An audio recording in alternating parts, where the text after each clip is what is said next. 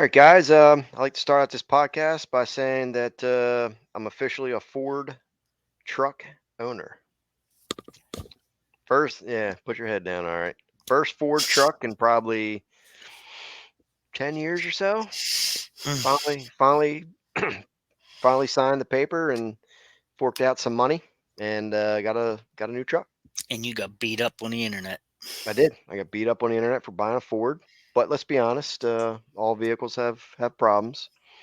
My Dodge has just it's a 2013 1500. It's got 204,000 miles. All that traveling back and forth to your house over the years, the old farm. I had a lot of miles on it, and it started to have little issues here and there. And um, it was time to, I need something more reliable for deer season, especially with deer season. I'm 8 days away from deer season. I'll be sitting in a Gee, tree. man. Did you see the weather for next week? It's Cool. supposed to be 90 here. What? It was cool Yeah, here. for next week. Yeah. Well, Oh, in the 80s, mid 80s. it's supposed to be a low 90. It's high 80s, low 90s here all next week. That's unfortunate. It is. I'm not liking it. Yeah. Well, this Saturday, me and Zach are heading to the Sika Woods, and we leave bright and early Saturday morning, and we're going to do some scoutings. That way, all three of us can have a good chance at shooting a Sika deer. And you'll have a limit shield under your pits. I will. And briefly describe what you did with that, Hey, because yeah, we this is had pretty cool. we did that. This is Now, this let me say this good, good. that was your first time using it, That was my first time using it. and that was a test. Oh, And yeah, I tested and it and we did have a podcast about, what was that, 32, maybe episode 32 or something. somewhere around there. Yeah. Um, and that was a test. This is like a standard test they tell you to do. Um, so that Philip, you know, tried, and can't think of the other gentleman's name right now, but Jay tried as well. So what'd you do? Okay. Well, after the podcast, Phil set me up with some of the what do you call it? Foam The phone. core body foam, Hmm. and it's kind of like for the listeners, it's kind of like those the pump bottles of hand soap that you use, and it foams. It's kind of like that. If you need something to think about, and that's what this stuff is, medical grade. Um, and it's You can you use it put for it hand on after you sanitizer. shower, you get clean, and then you use this stuff anywhere you're going to sweat. Okay, any place you're going to be sweaty. So what I did was, let me see, last week when I came home from work, What had happened was, um I took my shower, and I took that thing, and I pumped out some foam in my hand about as big as a gumball. That's all I used. And I rubbed it in my hands real quick and slapped it under my armpits, okay, instead of using deodorant. And that was on Friday night, because Saturday morning I was getting up early and driving to New York to scout that piece of property I got a permit to hunt up there. hunt your own steak. Yeah. So I went out there and I walked around for like 5 hours in the heat and humidity. It was kind of a nasty day. And I got back from that Saturday evening, and I took a shower, and I did not use deodorant or any more spray foam after my shower. Sunday morning, got up, was getting ready for church, and just to make sure I wasn't going to be stinky at church, I did the same thing. I got a little shot of the spray foam, about as big as a gumball in my hand, did the same thing, rubbed my hands together real quick, slapped it under the pits, got dressed, went to church. Well, after all day events Sunday, did the church thing, did some stuff around the food plots and stuff, and I always take a shower before I go to bed, wind down, take my shower, hit the sack. Didn't put anything on Sunday night. Went to work Monday, no deodorant, no anything. I came back home from work Monday, took a shower, didn't put anything else on. So now that's a whole 24 hours. And then I went to work Tuesday morning, which was yesterday. Worked all day. Did not smell. I did take a shower Tuesday after work, and I hit the old foams again a little bit. Slapped that under the arms, and I went to work today. And today, when I got home, I took a shower. Still no smell. And that's Now, no deodorant. no deodorant since last Friday night, and it's now Wednesday. Okay. Now I've been using a regular. I'm not gonna say the brand, but I've been using regular stick deodorant for 100 years, and if I use that stuff and I go to work and I come home, I'm starting to smell. Yeah. It's wearing off. I'm sweating so bad and everything. And now I understand, folks. I weld for a living, 10 hours a day, and it's very hot in the building. It's over 90 degrees. And you got a t-shirt on, your weld jacket, all your crap, and you're getting very sweaty. And this stuff kept me from being smelly. It's a testament to how good the stuff works. Yep. Well, let's be fair about it. You did take a shower, Yep. but you did not wear any specific deodorant, and the foam, core body foam, is not meant as a deodorant, but you can use it for that. So that's just a testament to if you're, if you are clean, you can put it on your whole body, and you Hmm. can go about the day, and you don't smell. It works. I I'm. went. I think I went. Where was I at? I went 2 days without a shower, Hmm. and I think I foamed twice, and I had no smell. Um, it works. I'm literally. I told the wife. I said I'm literally thinking about just buying a bottle of that just to use to replace deodorant Hmm.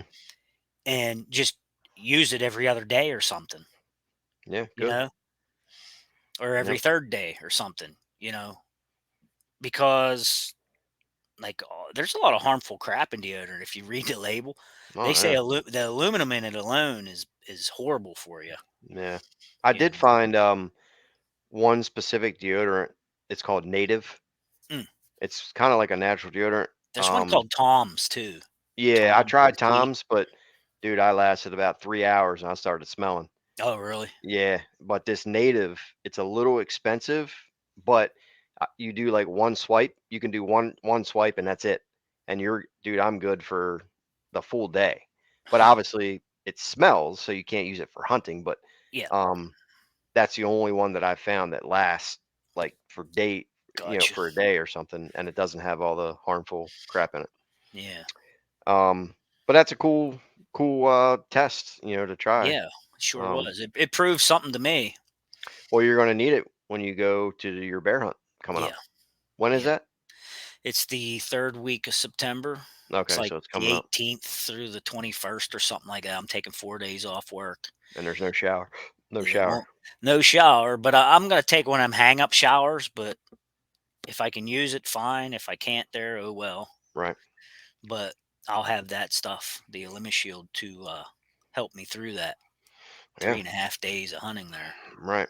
Well, let's jump into the main topic of this podcast because that none of what we just talked about was Yeah, on the. that stuff was all free. Yeah, that wasn't on the schedule. But Chris was getting some. You were getting some questions. Some guys were asking tree stand placement. Yeah, What are some signs and things you look for to specifically hunt bucks? Because like we said, nobody really hangs a stand to kill a doe. I mean, right, maybe some, but I mean anywhere likely you hang a stand to kill a buck, you can obviously most likely right. kill a doe. Yeah, So let's talk about that a little bit and break it down for some people. yeah. I mean, I had a guy literally from Ontario this week that was Ooh, texting me, and Ontario. yeah, and he was like, "Hey, I I've been listening to podcast, and he said you guys were talking about a piece of property you hunted, and you was hanging stands and pine trees and things." He's like, "I'd like to see pictures of these pine trees that you're hanging stands in." I And at have them. first, at first, I was a little bit confused. I was like, "What's he talking about here?" Hmm. Well, he sent me pictures of the pine trees that are on his property, and they was like Christmas trees. He's like, you can't hang a stand in these, and I'm like, yeah, I understand where you're coming from now. And I sent him a video that I made back in the day when you and I was setting up tree stands Hmm. on the property, and we hung a set, the Lucky Stand set, and we hung that one set that was back in the woods that really did not pan out well for us, did it? We never did. You talking about And the that, double set way back? yeah, and I mean, Yeah. it looked awesome, and we didn't have very good luck with that. You know, So this was the Lucky Stand yeah, picture from that out of the Lucky Stand, that's looking out, but you can see the opening for the people watching on YouTube. You can look out and what see we trimmed. what we Yeah, trimmed, but we specifically cut that out for the guys that can see on YouTube, and we could literally do jumping jacks in there, and the deer were out in the food plot, and they never knew we were there. no, it Never was knew a it. it was a very good spot. Yeah. But yeah, we wanted to talk about stand placement for bucks. Okay. Me personally, I everybody's like, oh, well, you got a food plot. You plant all these food plots. You should be hunting food plots for bucks. Not necessarily. You know, open season. You know, at the beginning, the bucks. There's been a lot of action in the woods because everybody's scotting and moving around, and you're starting to put pressure on them already. You know, and they're still kind of reclusive. They're going to be coming out. I mean, not everywhere, but I'm just saying. Most places, if you're hunting near a field edge or something, people been blowing them out of there already, and it's not always a slam dunk when you have a food plot. Everybody thinks it's easy, you know, but they could come from any direction, anytime. So yeah, I mean, it's not a slam dunk for sure. So what I do is I hunt a mountainside, uh, a series of ridges and saddles and white oak ridge tops and things over top of a river, and it slopes on three sides. It's not exactly the easiest thing to hunt either, but the place has genetics, it has food, it has shelter, and there's water right there. It has everything an animal needs. And there's a series of tram roads that I travel in on, and I can go any which direction I'd like. But there's a few directions I really like to go. And where I go for the reason of people are lazy and they don't want to go that deep. Mm-hmm. And so I go as deep as I can without infiltrating too much.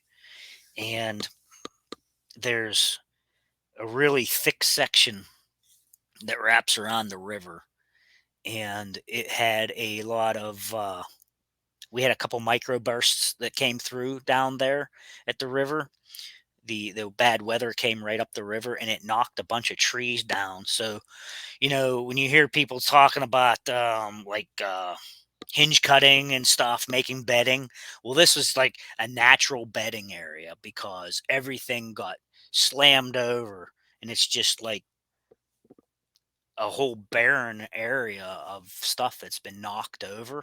So there's a lot of bedding in there already, you know.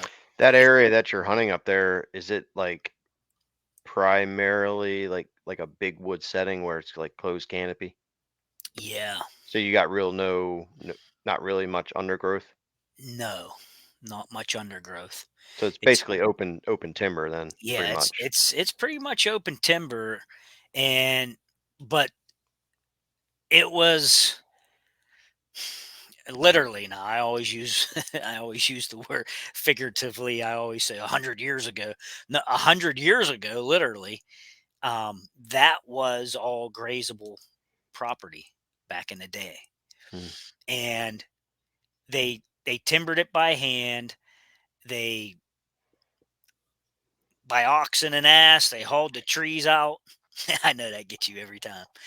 They hauled the trees down over the hillsides to the river and floated them down to Pittsburgh to sell. And when they cleared that property off, it was all grazable. Well, Now remember it remember we walked to that waterfall that time? yeah, That's where all that's Henry where Henry they Run. Yep. and they used to go through there, the Yeah, they logs. would dam that up and then let it loose and float her down. So yeah, it's like I said, it was all open grazable land, and it started to grow up, and the timbering stopped back in the 20s and 30s, and it was I don't know how it transacted to the state. I don't know, through an estate or something. Maybe it was left to the state, but that is all state land and conservancy and stuff all around the river area there. And so now it's open to public, and it is very far back in there, and people will not normally go back there unless they paddle across the river and Mhm. come up the hill, That'd be a steep which hill. people do that sometimes, believe it or not. In bear season, some people paddle that. Mm. That's scary though in the wintertime because that river is moving. Mhm. It's not real deep, but it gets roaring, that water sometimes. I've So I've what I've driven down there with a canoe before and was getting ready to paddle across and chickened out mhm. and went back and walked the whole way in. So on that, hillside there, that section of woods, what are Mhm. you specifically where are you specifically setting your stand? Okay. I have a couple scenarios there where I set up. Where should somebody look to set their stand?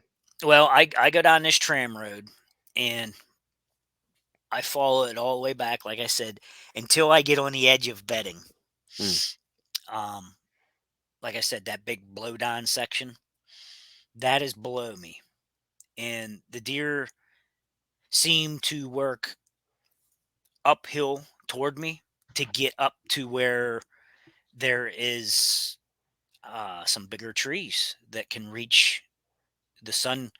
The sun and the canopy meet, and there's some big oaks down there that you and I could not put our arms around if we connected hands. You know, so so if we cut them down, we would be rich. yeah, pretty much, pretty much. So there's some good ones in there, and there's a lot of mountain laurel that has Mm, grown up. There's a big rock outcropping up on top of that hill also that like the bear hunters like to come and push through there, and fingers crossed they think they're going to push a bear out, which they don't ever seem to be in there, but oh well.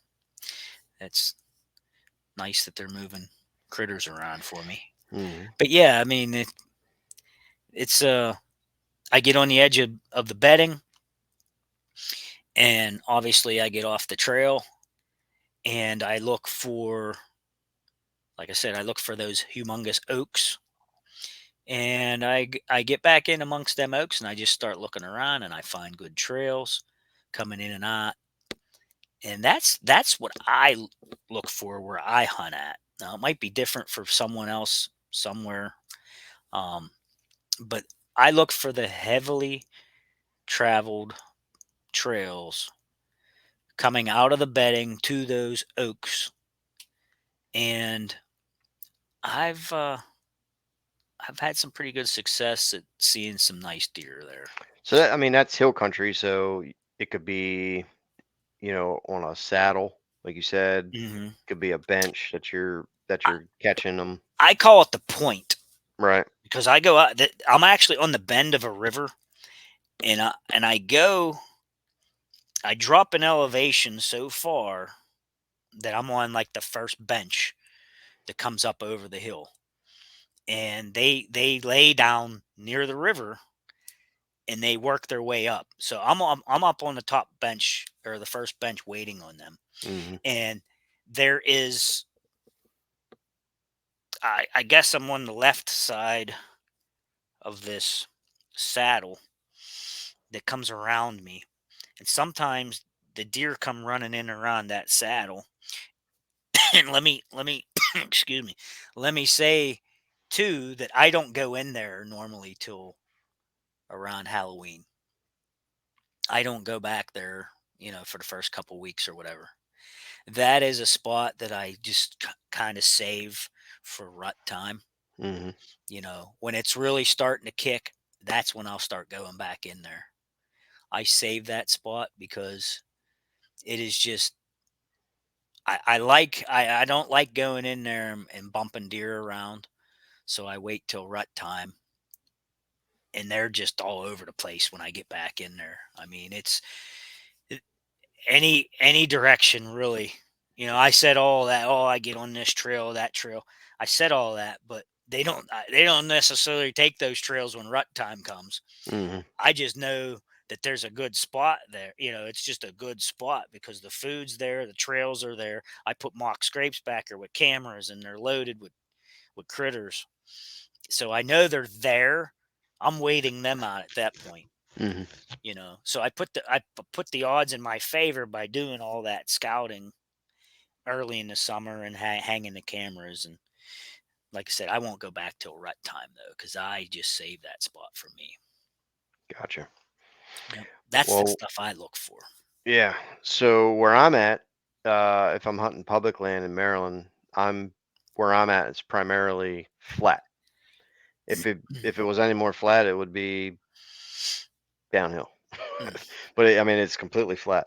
So I mean, there's public lands that's big woods here, but a lot of it is ag situations where you're hunting little tiny hedgerows, little fingers of woods that come out, um, ag fields, cattail swamps, things like that. So when I'm looking for a stand placement, I'm primarily looking to get on the edge of the cattail swamps because that area, that situation, those deer are used to the cattail swamps, and that's where they go into bed.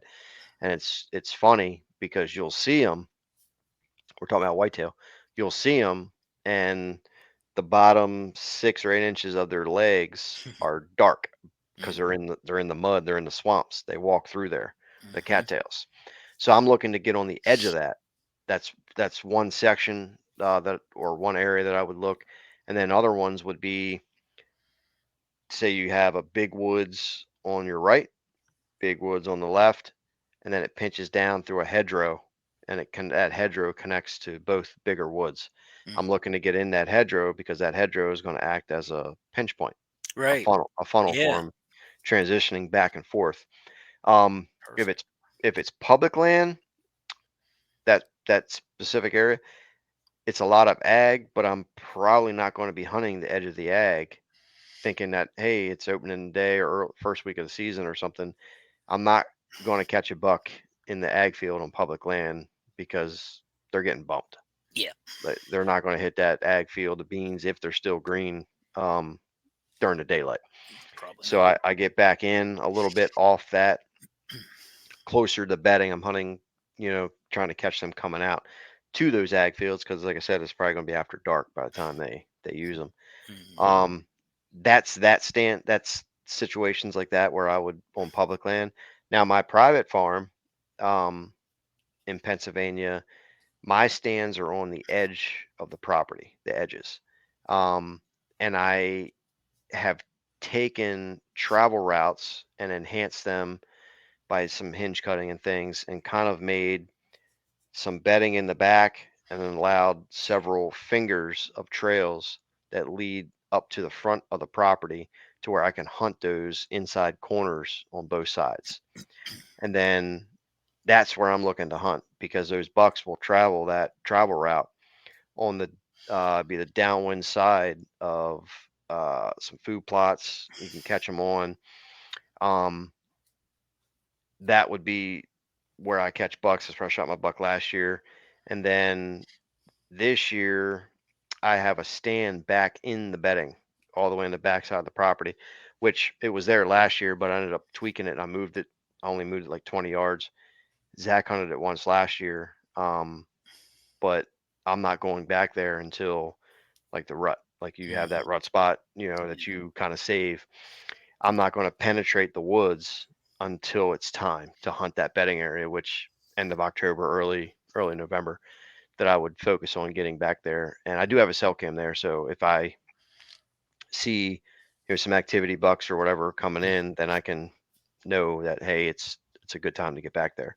Yeah. Um, but that's primarily what I'm looking for. There's no, people ask, you said, where do I put my, there's no like secret. It's not like, No. it's not like a magic spot. You just, find, you have to know where they're betting at. And if they're not betting on your property, but which is not always the case, that, they might not bed there, which is fine, but they still got to eat. They still have to find food. So Yeah. if you Y- have a whatever it So is, you're it might. zeroing in on transition zones in those areas. I am, yeah, yeah, 100%. Yeah. You know, I if they're not betting on your property, it's not a people freak out about betting Oh, on their property, yeah. but they're betting somewhere. So like if you're trying to be precise, like say you have a property and it's mainly like a pass through property, you can't do food plots, you can't do Yeah. anything really. You could make some trails on there, leaf blow, because a deer is going to take a passive least resistance. Even if you leaf blow Mm. the leaves and make a trail, those deer will use that 9 times out of 10. They're And curious. yep. And then if you focus on being stealthy, low impact or whatever, where you're not busting things out, I can promise you 95% of the time, your neighbors are not going to practice that same method. So those deer may say they may prefer to bet on your neighbors. It just may happen that way. But those neighbors aren't going to be cautious. They're going to push those deer and they're going to use your property as a pass through. And if your property is unpressured, you have a chance and you can hunt those travel routes in between properties and you Yeah. can catch them there as well. I've, done that years ago. There's too many of these celebrity hunters though that are telling you could enhance your small property and make deer bet on your that type of thing.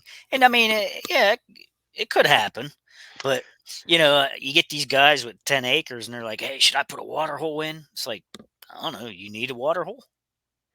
You know, Mhm. do you need one? I don't know. Do you? Like Right. I hunt on my 2 acres down here. I don't have a water hole. I do have a runoff down here. I have a spring, and the water runs through my property, so I don't feel that I need a water hole. Hmm. I have never, ever, ever. I've been here 21 years, and I've been hunting down there specifically. Planted food plots down there and stuff, and hunted down there. I have never seen a deer come and drink out of that fresh flowing runoff spring water. Never. Then you need a water hole. Yeah, because they like that's a whole nother subject. They like mud puddles and nasty Mhm. spots to drink from. They're Yeah. weird. Yeah, they're weird Weird. like that. I got fresh stream running through there, Yep. but I don't feel that I need a water hole. Yeah. I just don't. Well, the betting thing, I mean, I'm an advocate of that, but it has to be right. But I'm not like a nut job about it to where if I have 3 acres, I gotta say, hey, you gotta turn this into betting because a lot of times you turn, say you have 5 acres or whatever it is, 10 acres, you put it in some bedding, you're trying to hold a deer there, You just ruined all your property. you lose portions of your property to maneuver around. Yeah, it's unusable. Right. That section is, and then the property's so small, so it's just, you know, I heard somebody say the other day that they had a question if they could focus on food or bedding on a super tiny property, and they said bedding. Mm, My response to that is I would do food hmm. because food, deer will find a place to bed. Oh yeah, And anywhere they get tired, they'll lay down. just because you could have the absolute best bedding area on your property that you think in your mind it's precise. Some properties deer just don't bed on. No. They just because you have a bedding area that you make, it could be an option for them to bed Yeah. in, or it it because a deer's not going to bed in the same spot all the time. A buck might have 10 different bedding areas that it goes to. So, but on a small property, I would do food. A deer could Absolutely. bed over there, a deer could bed over Yeah. there. A deer's gonna, if you have the food, he's going to, whether it's does or bucks, he's gonna want to try to bed close to that. It could be on Mhm. a neighbor's. It could be Yeah. wherever it is. But I mean, look Well, look at all the deer that we shot or seen or whatever out of the Lucky Stand. great. 90% of those deer, where'd they come from? They The were the neighbors. neighbors. Yep. Neighbors' Bucks, property. does. I mean, all kinds of deer came from the Yep. neighbors. Well, like I It said, I've got the 2 acres down here, and the neighbor lady had it timbered, and I don't know what's there, 20 acres or something. It dang near clear cut it, you and talking just about down below your house? yeah, and just laid it all down. I mean, you talk about a bedding area. If we could go live right now, and I could walk down there, and I guarantee you, I walk down, I would bump a deer. Yesterday, I went down to check my little food plots down there, my little kill plot, and there was just ferns growing up all around my plot Stop that eating were that, bugs. I know there was fur in my mouth or something. I don't know. I walked down there to check that plot, and there was ferns down there like chest high. There was Hmm. a spike bedded right there beside the food plot, literally 10 feet from it. Yeah. And I walked down there all nice and quiet, just looking. I was actually looking down, and I heard something go, and I looked up, and there was a spike come up out of the ferns and ran down into the woods. You They were bothered him. literally laying 10 feet from my food plot. You bothered him. Yeah, I did. I bumped them out of there. He hates you now. But there was nothing there. There was absolutely nothing there. Like you hear these people say, "Oh, I created a bedding area or a buck bed." Oh, I hate to hear that. I made a buck bed.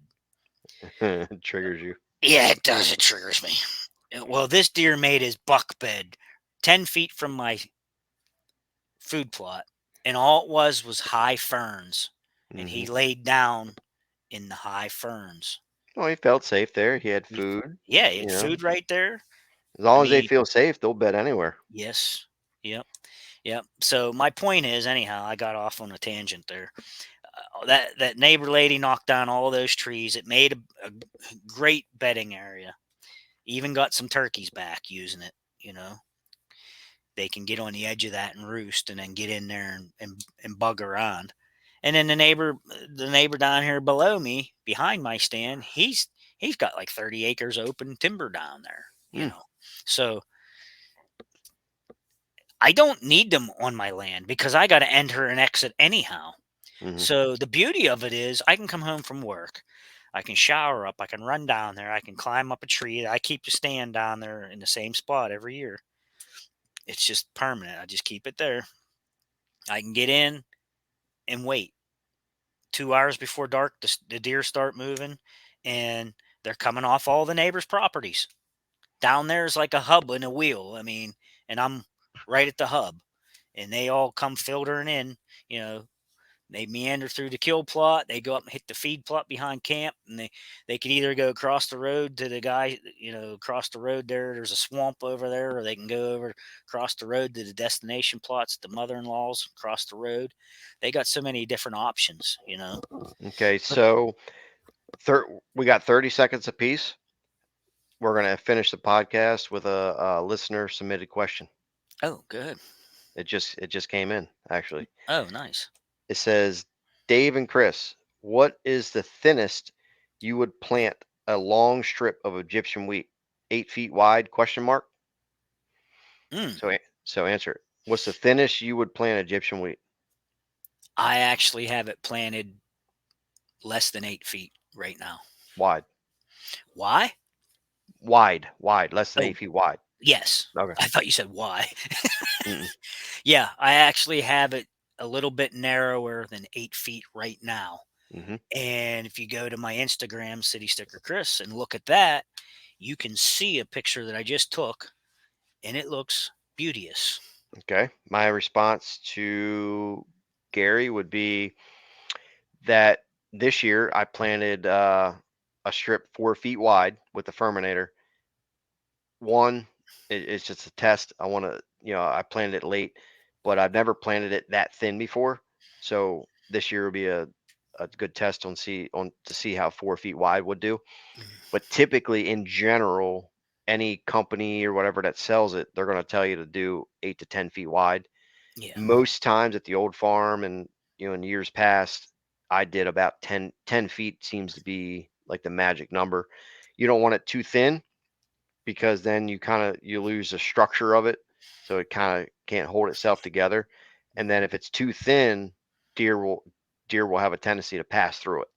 So if you're using it as a barrier, then it kind of defeats the purpose. So if you keep it wide, 8 to 10 feet, it's nice and thick. They typically won't pass right through it. Yeah. Yeah, I've got like I said, on average it's about 8 feet down there. Nice. I took the cultivators and I went up and came back, and I just worked the dirt back and forth. Which the Hmm. cultivators are approximately 5 feet wide. So by the time I planted it, it came up. When I go over and mow, all those stragglers, because I use a broadcaster, I don't have the Ferminator here. When I broadcast that out, any stragglers that are out, when I mow, I just mow straight line and just clean them edges up so it looks Hmm. nice and straight. Yep. I got nice and straight, and I keep it about 8 feet wide. There you go. So that's Well, that's what I do. yeah. Well, hopefully the tree stand placement tips help some guys. And I got something for you right before we go. Primarily, what is your favorite tree to put a stand in?